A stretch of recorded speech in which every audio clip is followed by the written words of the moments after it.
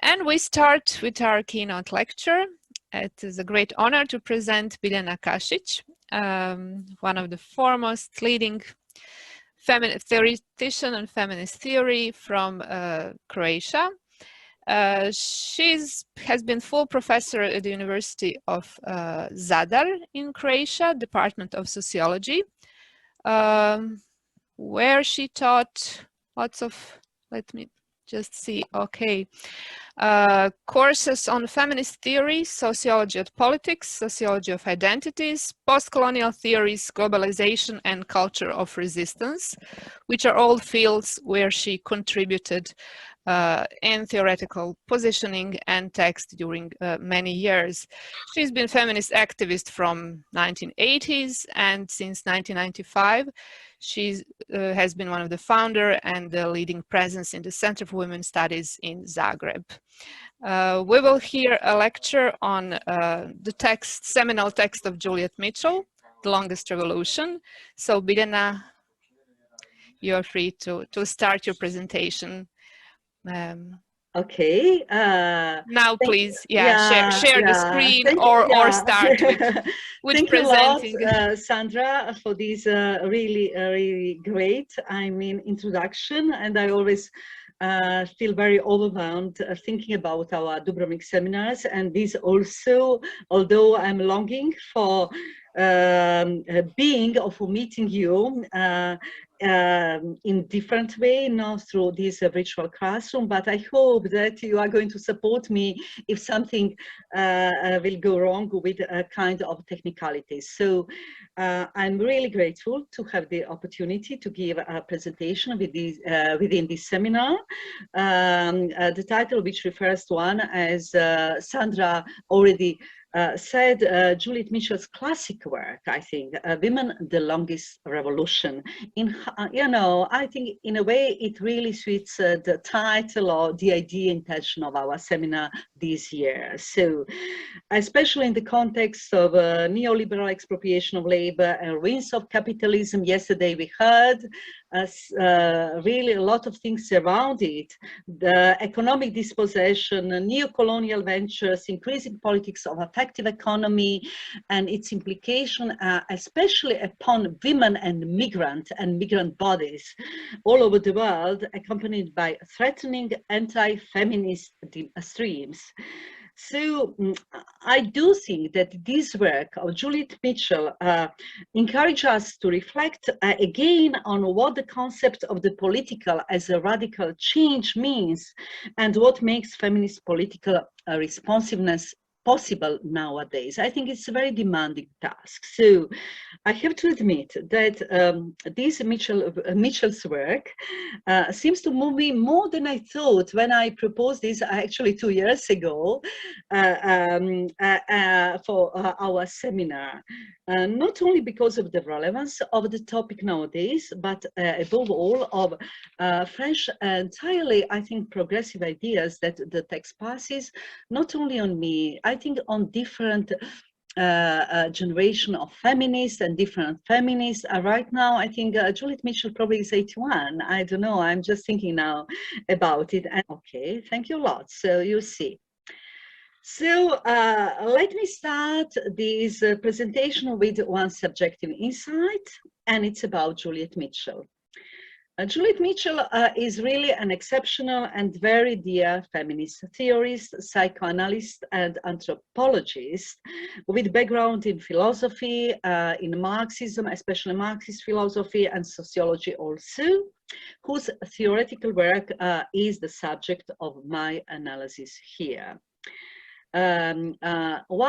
Unfortunately, we have another photos, and I certainly know that Renata has a kind of photos, and we also had women's studies, because Juliet Mitchell was the guest lecturer at the Center of Women's Studies in Zagreb and within our Dubrovnik seminar going back in 2005.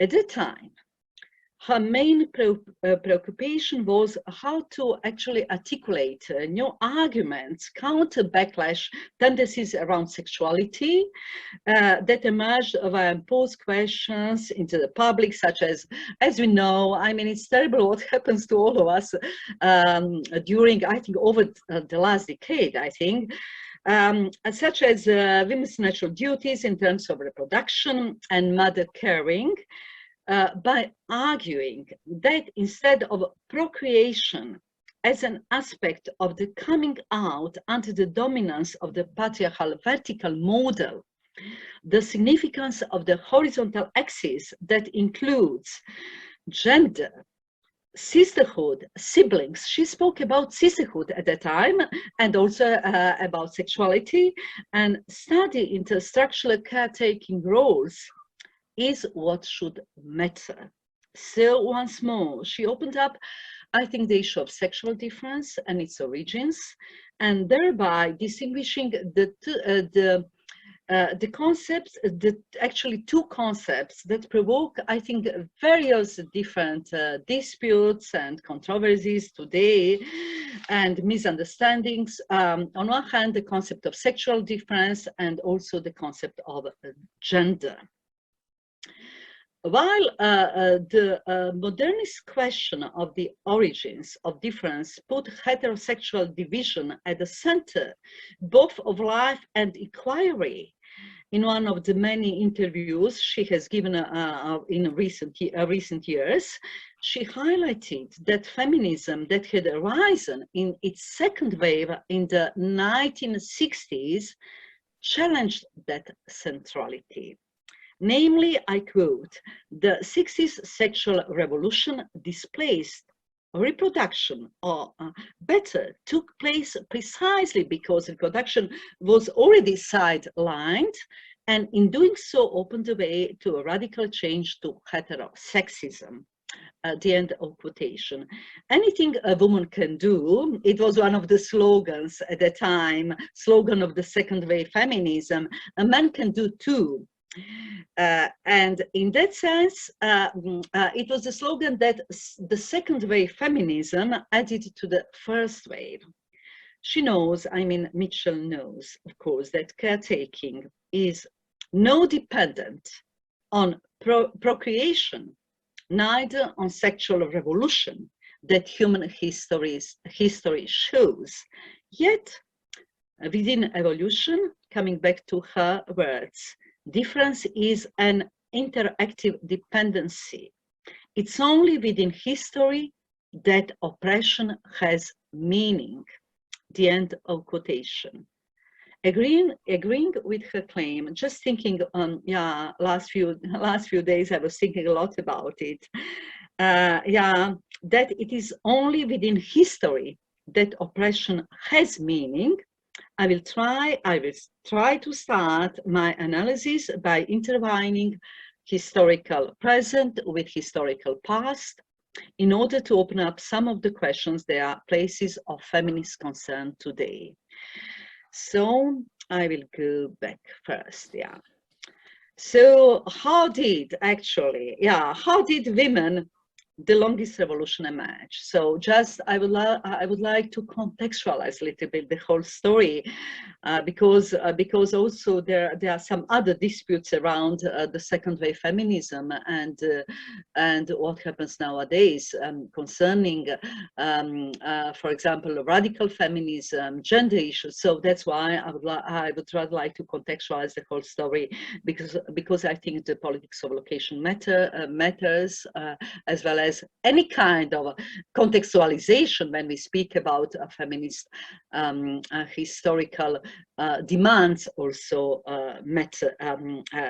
So, Women, the Longest Revolution, the almost canonical Juliet Mitchell's theoretical essay, first emerged in the British Socialist New Left Review in December 1966, as you could see, and was then republished.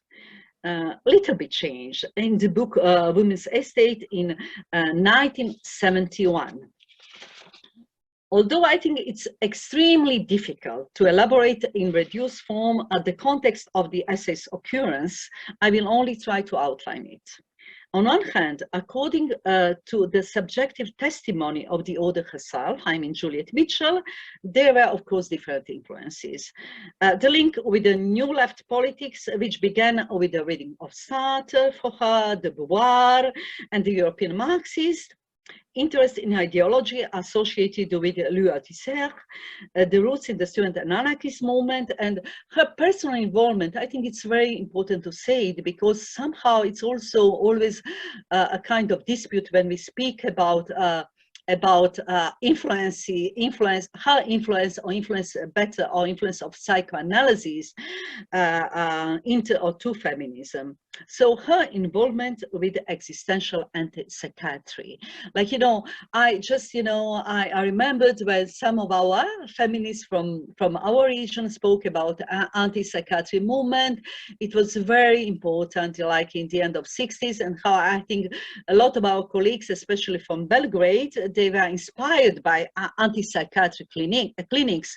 They were opened in the South France, in Italy. I remember that one of those was opened in Trieste or in Thessaloniki in Greece. So it was a totally different time. I mean, it's very difficult to make kind of connections or relations or how to analyze this, because it was really historically different time. So in that sense, I think feminists were open to so many different experiments, different nowadays, I think. So along with various intellectual guidances, what mattered, on the other hand, was the political movement, as we know, transnational and global, that experienced its explosive momentum in 1968, and the formation, of course, of women's liberation movement in particular. So, according to one of the historians who tried to understand what's all about, you know, it was a famous 1968, you know, according to her analysis, her name is Bridget Suder, since she actually said that since mid-60s, the movement introduced a whole range of topics signifying a fundamental critique of bourgeois capitalist power relation on one hand, but also it criticized communist states in the East at the same time. And also one of the very powerful moments of its critique was connected with social authorities and actually the authority itself. But even it did this kind of radical move. I'm speaking about this movement. It did not simply perpetuate the oppression of women, namely gender relations were often left undisturbed. But however, I think new social spaces for feminist debate and debates and engagement were opened, were created within this movement, and already they were installed. And as I already said, the appearance of Women's Lib in the autumn of 1968 made a radical shift in this regard.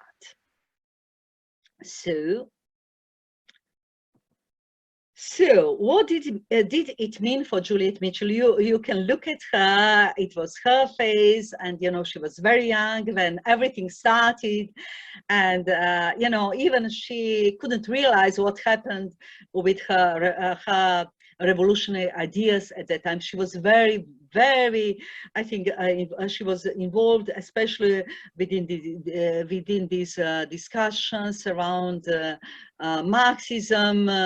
And she really, I think, you know, she was very fond of Beauvoir ideas at that time. So there are so many connections with so many, I mean, it was very, I think, vibrant intellectual atmosphere at that time. So, and looking back at that time, Juliet Mitchell defined it as a political struggle with many tendencies. So women's liberation, Marxist feminism, radical feminism, lesbian feminism, even traces of liberal feminism all together.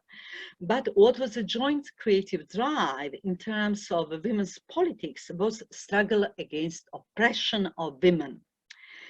And so I quote now one very interesting point. Although I read a lot Simone de Beauvoir, I never came to this point. So she gave it, because she was also part of this movement, but different than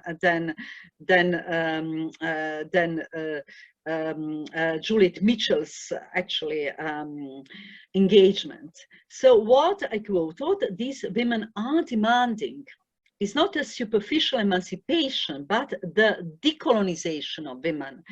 As how Simone de Beauvoir, for example, used to say about the women's struggle in this specific context. Yesterday we heard, I think, the term decolonizing. You know, we really use within post-colonial, decolonial theory, we use this term very often. So, but always for me, when I'm coming to a woman, I'm always thinking, so what is actually that? What does it mean when we say we are trying to decolonize women? So it's very, I think it's a very powerful term, and we have to use all our other theoretical entries in this regard. So, and also Simone de Beauvoir, thinking about the time, she also used the term new feminism. For women's political and theoretical engagement. So to be more precise, the second wave of feminism, I know that it's right now it's also kind of a very contested concept, the second wave of feminism. But at that time, I think that is usually demarcated historically from 1960s to the late 80s, and actually it is a kind of umbrella term for a vibrant movement, as I said, that appeared as a reaction, especially to women returning to their roles as housewives and mothers after the end of the Second World War, and the questions they were brought to the forefront of the movement were issues of male violence, rape, male domination, reproductive rights. Some of them are really actual today. Also domestic violence, as I said, workplace safety, and also some questions emerge from the cultural studies at that time. So actually, you know, when we're thinking about 70s, or already it was a time of cultural feminism. You know, we come to totally new entries from special French philosophers at that time also. So another PowerPoint, sorry, because for me it's a kind of support to me also, but probably for you it's easier to follow what I'm trying to say. So women, the longest revolution is actually a foundational text of that time with certain specific sites due to its Marxist and psychoanalytic venues. So first, it, as you can see, confronted the ambivalence of the life towards woman question by addressing women's oppression as a key term, inherently distinctive from the Marxist term exploitation. And second, according to Jenny Siegelstein, along with Betty Friedan's book, The Feminine Mistake, it actually emerged, I think, a few years before, from, I think, it was about 1963, it explicitly denaturalized male supremacy by defining it as ideological. So Mitchell clearly states the linkages between ideology and power by introducing patriarchy, so another term that is highly contested today, but at that time it's quite a relevant concept. So in general, what I could say, this essay gave an extremely dense theoretical outline of how to achieve women's liberation. So just we have to be precise and try to contextualize, you know, how it happened, why did it happen just at that time. So by demonstrating how the situation of women is governed by various contradictions around her status, including exploitative ones in economic sphere, as well as subjugated ones within the fields of domesticity and sexuality. This essay brought the promise of change, but I think what, reading a few times this essay, but especially like last few days, what it was quite clear that that Juliet Mitchell knew that, she actually criticized, she knew that industrial modernization or its automation and economic growth didn't, for example, solve any kind of the problem of women in the workplace, as she knew that the current way of sexual liberation, because women's liberation also means sexual liberation itself, didn't free women of repressive sublimation. And once actually she pointed out that actually these controversies around sexuality were actually the weakest link in the chain towards liberation. So this is something quite important, what she said, thinking about that time. So there is no doubt that Juliet Mitchell grounds her feminist critique in Marxist historical materialism. But you can see probably she didn't want, or it was really like a kind of essay for women, in favor of women. So she did not pay attention, particular attention either to the class issue or class struggle as such, or to class differences among women. So some feminists at the time and some other feminists right now criticize her because she didn't put any kind of distinction among women, like, who were bourgeois feminists, who were bourgeois women, and who were ordinary workers. So there are different disputes around. So what was of special importance for her in terms of the articulation of the subject is feminist consciousness. So as I really emphasize, she put an emphasis particularly to women. And I would like just right now, I think feminist consciousness, I forgot that we ever used this word, anymore. I remembered when when we started with feminist, let's say, grassroots initiatives, so we use this very often, but right now, feminist consciousness, no. So what she said in her essay, Women in the Longest Revolution, she said the trouble is, because it was a kind of dispute, of course, with abstract, she called them abstract socialist theories at that time, and abstract socialism. So she said the trouble is that socialists try to prevent feminists from having their feminist consciousness by asking them to subscribe to a working class ideology, which can exist no more than feminist ideology. So you see, I think I will once more I will come to this I think powerful concept about oppression and about how it relates to feminist consciousness later on. So, as I said, necessity and desirability for women's liberation is actually the basic motive of her theoretical engagement. Just trying to give you the idea what's all about, I think three key postulates design the body of arguments that Juliet Mitchell develops throughout the text.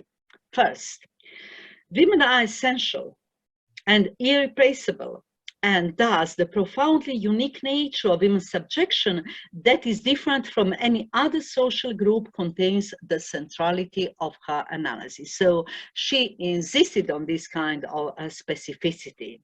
Second, women are exploited at home as well as in the labor market thanks to powerful family ideology and stubborn family patterns that namely the modernizing ideology of post-war motherhood, both empowering and humiliating, particularly through misconception of women's reproductive role, apart from preserving unquestioned role of wife. So role of wife was totally in question at that time, maintained suitability of women's traditional status. So women's traditional status was preserved. And the third, what matters here is a woman's condition.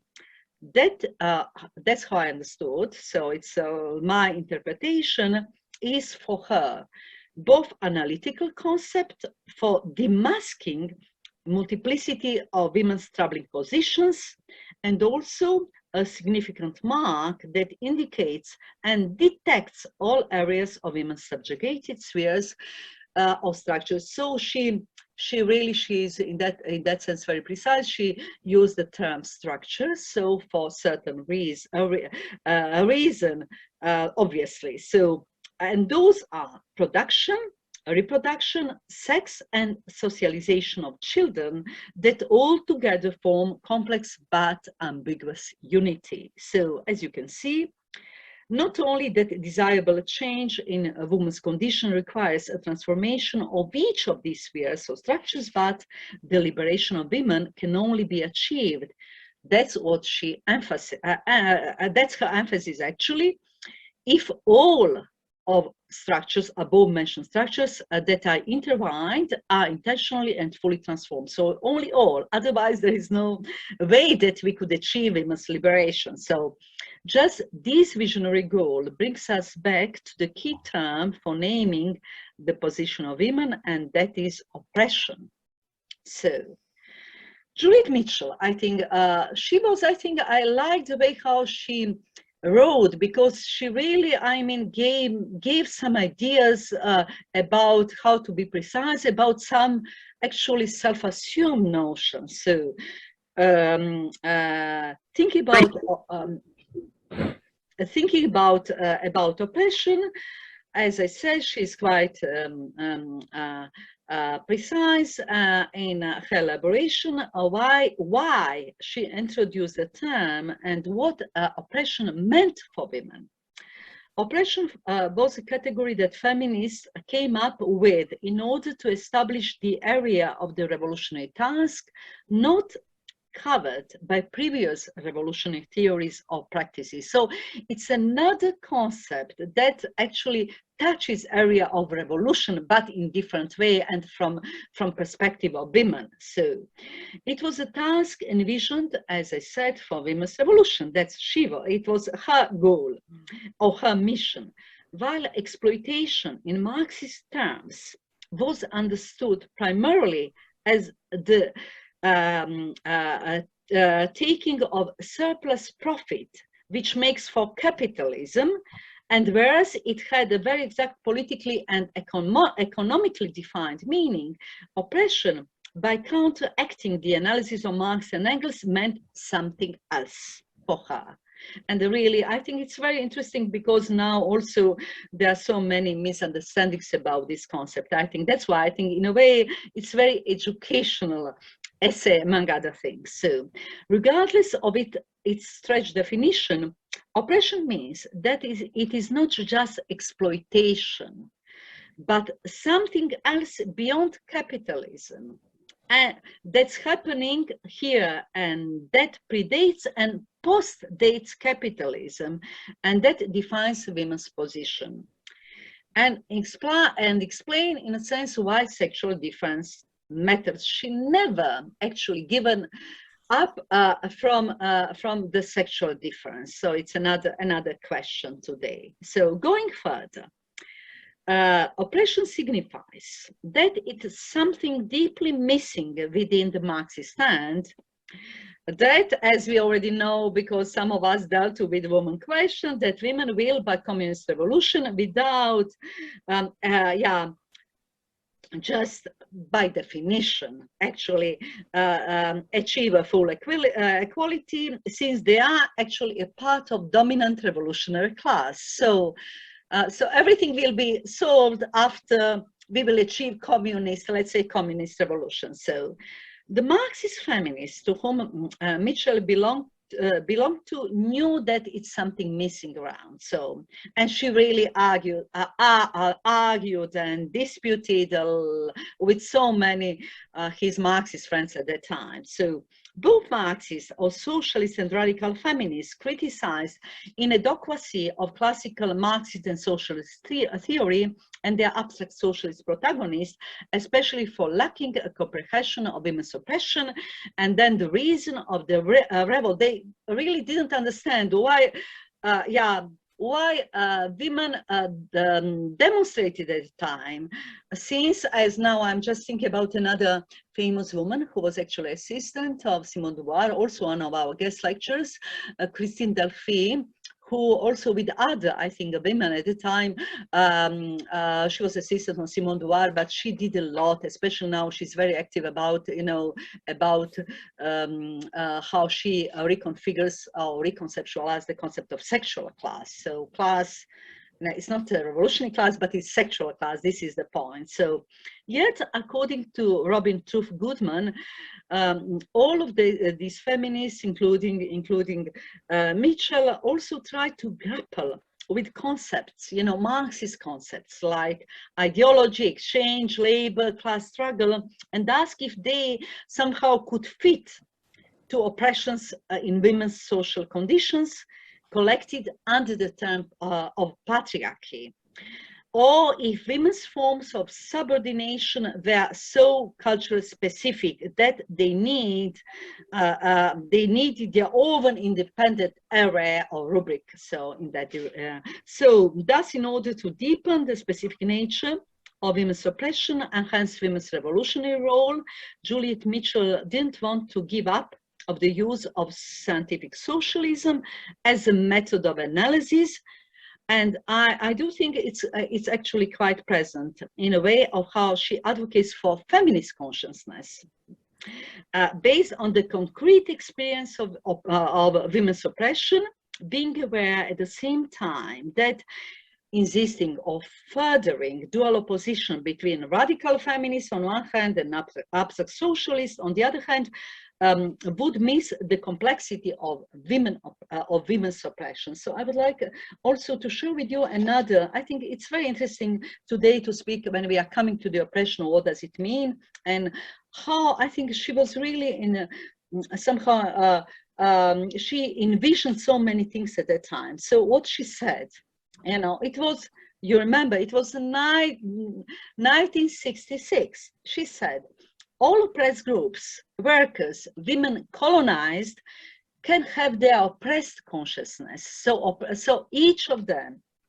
but the ideology they propagate must be either that is dominant in the society that oppresses them, for example, a bourgeois ideology, or that they have consciously exposed for the society that will overthrow this like socialist ideology. So the oppressed consciousness of all groups contributes to the nature of this socialist ideology. If any oppressed awareness is missing from its formation, that is its loss. So I think I think it's for me, I mean, thinking about multiplicity of oppressions today, I think it's quite important to see how we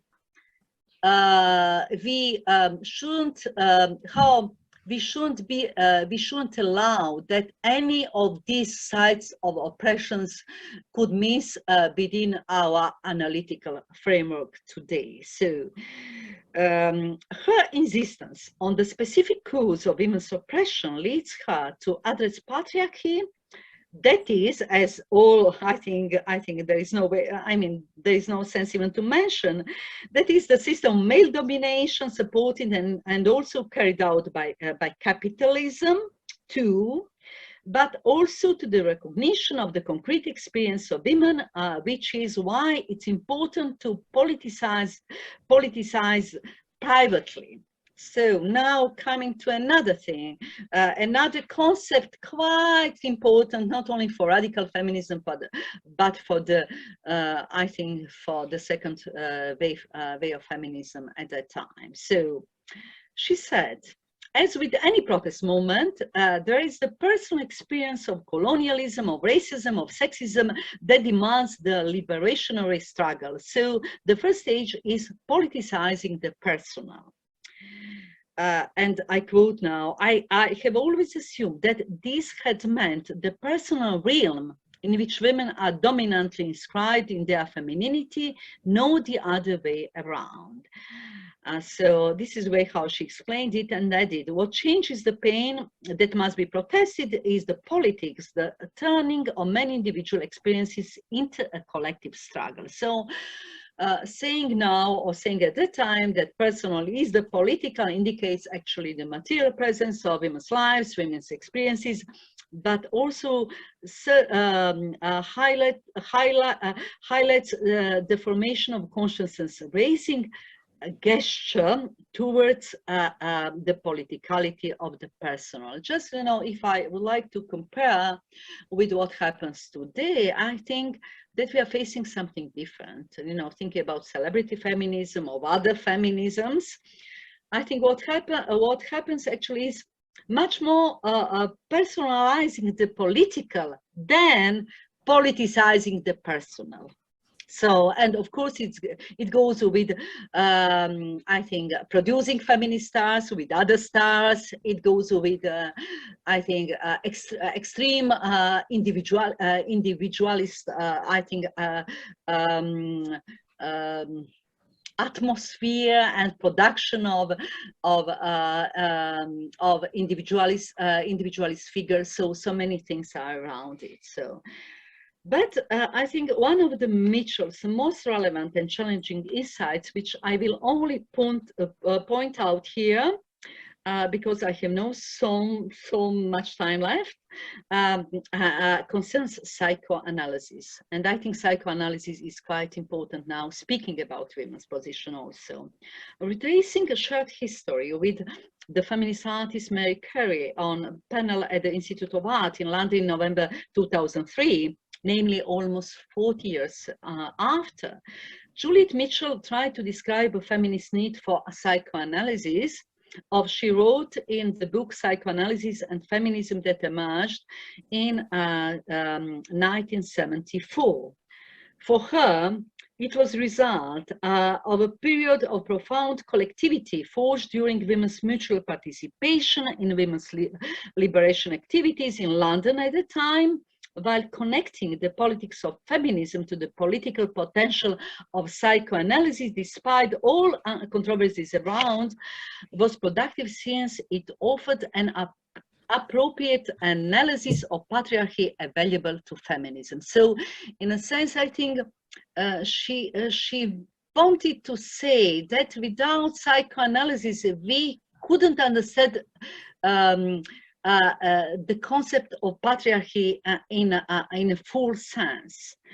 Even she was totally aware that a psychoanalysis was often mistaken for an alibi of patriarchy itself. So patriarchy itself misused psychoanalysis. So the book Psychoanalysis and Feminism starts from the premise that in order to approach the problem of the longest revolution, unconscious process needs to be understood. So this is one of the, I think, for me, quite valuable insights. So the unconscious as a point of departure matters. Thus, the first section of Psychoanalysis and Feminism, as Mitchell argues, contextualizes femininity, masculinity, and bisexuality with the unconscious and sexuality. More precisely, it gives us the tools to understand how the modes of women's oppression function. Since the term oppression means that women internalize something, so that oppression can't only refer to current social reality, but according to her, I quote, keeps coming back around. In short, something within the unconscious that relies on culture imprints or archetypes.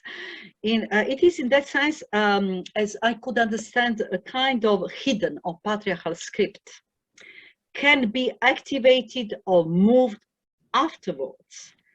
Although psychoanalysis is questioned relentlessly and repeatedly within feminism, setting to psychoanalysis here means demasking an uncanny or cryptic momentum or something in the position of women, something that despite a huge desire or struggle or drive to change the patriarchal world, to carry out feminist revolution, pulls women as individuals and as collectivity backwards all the time. No matter how far women go forwards, there is an inherent pull backwards, highlighted Juliet Mitchell when explaining why she entitled this essay, Women, the Longest Revolution. The longest here signifies both. The potential length of revolution, it will take time, but I think it's not so important here as something else.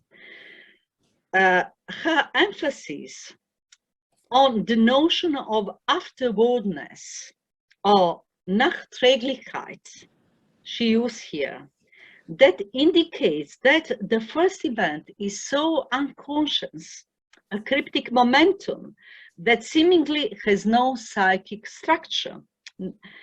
Namely, it comes into existence only with the second event as deferred. Yesterday we spoke about deferral a little bit, as deferred actions or as deferred effects or deferred obedience under the influence of repression or under the influence. So I think this is repression, how actually this repression in a way creates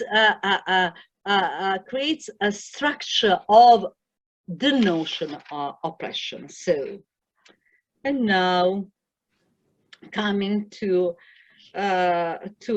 nowadays, and so to what I called historical present. Actually, one of the main questions is how to set up Juliet Mitchell's legacy or dialogue with it within the historical present. Of course, there is no simple answer. On one hand, as you can see, it's a little bit boring, but it's like that, you know. We could register potential inputs of her theoretical work in a wide-ranging dialogues that place these years in feminist meetings, writings, the trajectories of feministic change. You can see here at the PowerPoint. So certainly issues such as oppression, or liberation or reproduction as mimicry of production. I found it's very, you know, first I read and then I missed this term, and I think it's a great term actually. Reproduction as mimicry of production, you know, yeah, are crucial today in debates in the fields of social reproduction, emotional labor, and politics of affective economy, thanks to many influential thinkers such as Silvia Federici, Maria Mies, Christine Delphi, etc. So as her reflections of women as sexual objects within dominant patriarchal patterns and hypocritical morality, marriage contract and oppressed sexuality, sexual freedom as inseparable from equality, women's desire. I think prohibition of desire also is one element when she spoke about sexuality. Why do we need psychoanalysis? So, and of course, free choice. So, however, I found both the concept of oppression and the concept of women highly contested. And in a way, I think there are so many disputes around both contexts today. So what actually seems particularly interesting to me is how can we address the issue of the woman question today. As you see, I'm deliberately using this old-fashioned Marxist term in the context of feminist debates on the left, or various debates relating to the critique of capitalism and possible liberation within the framework of global economy. Main question is whether it is possible to abolish or replace capitalism nowadays, having in mind contemporary anti-democratic configurations of power and also omnipresence of capitalist vitality. We spoke yesterday about it, regardless of our revolutionary desires as feminists or our commitment to emancipatory vision. And going further, can feminist project in this regard attach itself to certain vision, so certain revolutionary vision? Political philosopher and feminist Wendy Brown, in one of her interviews, by reflecting on positioning on the left towards the possibility of a revolution, is seemingly both skeptical and ambivalent. I mean, all even Marxist feminists nowadays or radical leftists are really skeptical in that sense. So I quote from this interview. At this point, I have to say, on the one hand, I don't think that it's possible to really imagine a form of substantive political freedom, self-governance, radical democracy without that. I mean, without even imagining revolution, even having revolution as our imaginary frame. On the other hand, we had but get busy doing that imagining since in the very near future we are neither looking at the overthrow of capital nor at its collapse from within. So it's the end of quotation. So Gayatri Spivak, an outstanding critical thinker, dealing with apories around agency, as we know, and subalternity, is fully aware that ongoing post-colonial subjection and dispossession are further legitimated, normalized, unfortunately, and regulated through neocolonialism and its modes of global functioning, as women from the so-called global south have become subject and also subjected of the and via the transnational capital flow. Her critique of subject formation and implication of transnational capital in confrontation with finance capital and how it affects women in this regard, like, for example, if we can use like microcredits, you know, how they go and in a way against any kind of women's emancipation, any kind of advancing women's position in so-called development countries, you know. So there are so many problematic terms we can, you know, we can't use them just like that, yeah. But also her critique is of exceptional analytical importance here, but I have no time to elaborate it further. So a question that arises here, so I'm closing a little bit what I'm trying to say with some questions. Some questions I don't have the answer here. But I think the question that arises here regarding the women's position inherent in the matrices of various forms of dispossession, oppression, and subjugation, either male-centered or capitalist or neo-colonial, could be articulated thus. How might, actually, this is one of my disturbing questions, I have no answer, how might claims for women's liberation be addressed? Having in mind international frame of oppressions and also its different geopolitical situatedness, and at the same time simultaneously work in favor of women and counter racialized and sexualized economy within. So I think it's one of those very demanding questions. In order to answer this question, in my view, and this is another, for me, I don't know how can I answer it. For me, because as women's studies last few months, we really passed through very difficult times. So I think, but however, I think we need to check to what extent woman as analytical category or woman as a set of concrete experiences can cover all features and claims set before the contemporary critical agency. So this is one of those, I think, problematic questions. Can we use category, woman as category, or woman as a set of troubling positions just like that?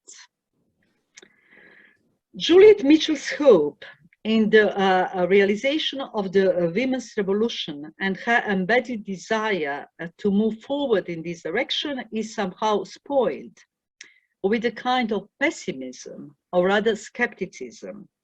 Even at that time, despite her very enthusiasm, she was aware of many obstacles on women's emancipatory path.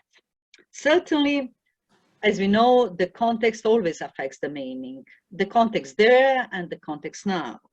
But first of all, we have to see how to articulate feminist critical agency today, knowing that on the trial of Spivak's recent reflection for the revolution is never over. So we can never claim a post. So I will finish with this sentence, and thank you for your attention.